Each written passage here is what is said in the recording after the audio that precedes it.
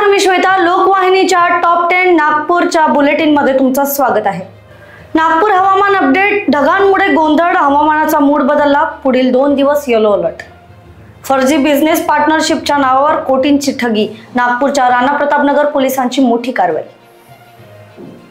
नागपूरमध्ये भीषण अपघात, भरधाव कार झाडावर आदळली. 1 तरुणाचा मृत्यू, 3 जखमी.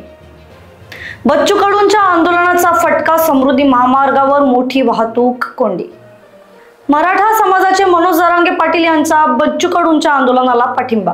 बच्चू कडूंचा इशारा, सरकार सकारात्मक निर्णय न घेतल्यास 31 ऑक्टोबरला रेल रोको आंदोलन होणार. एनएमसी 116 शाळांमध्ये 1360 सीसीटीव्ही कॅमेरे बसवणार.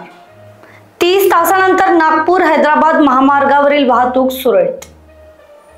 बच्चू कडू यांच्या नेतृत्वाखालील शेतकरी आंदोलनाला मनोज जरांगे यांचा पाठिंबा. कर्जमाफीसाठी 7/12 कोरा करावा अशी मागणी प्रमुख आहे.